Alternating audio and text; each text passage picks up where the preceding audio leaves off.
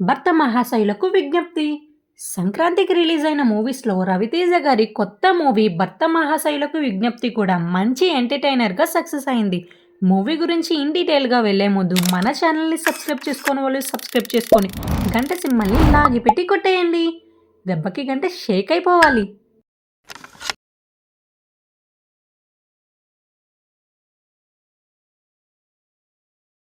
Coming to story line. Hero Ram Satyanarayana, Ravi Teja హైదరాబాద్లో అనార్కలి అనే ఒక బ్రూవరీ వైన్ బిజినెస్ రన్ చేస్తున్నాడు. యాక్చువల్లీ ఆ బిజినెస్ హ్యాండిల్ చేసేది తన వైఫ్ బాలామణి, డింపుల్ హయాతి. ఒక కొత్త బిజినెస్ డీల్ కోసం రామ్ స్పెయిన్కి వెళ్తాడు. అక్కడ బ్రూవరీ బ్రాండ్ ఓనర్ అయిన మానస అషికా రంగనాథ్ని కలుస్తాడు.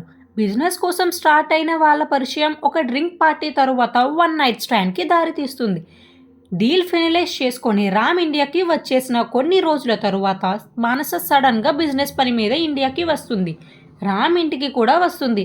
అప్పుడు రామ్ తన వైఫ్ నుండి మానసని, మానస నుండి తన వైఫ్ని ఎలా మేనేజ్ చేశాడు, ఈ శాండ్విచ్ సిచ్యువేషన్ నుండి ఎలా బయటపడ్డాడు అనేది మొత్తం movie.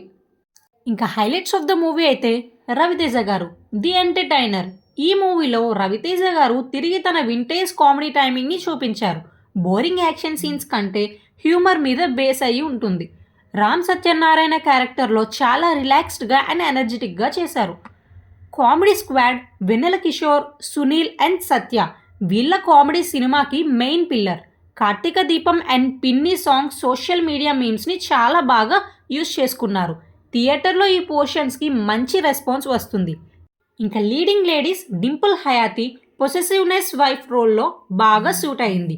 Ashika Ranganathan glamour and modern లుక్తో ఆడియన్స్ని అట్రాక్ట్ చేస్తుంది. Bheems music is good. Background score కూడా లైట్ హార్టెడ్ కామెడీకి పర్ఫెక్ట్గా సింక్ అయింది. ఇంకా negatives of the movie, weak story. సినిమా బేసిక్ ప్లాట్ మనం సందడి సందడి లాంటి సినిమాల్లో చూసినట్టే ఉంటుంది. స్టోరీలో కొత్తదనం చాలా తక్కువ.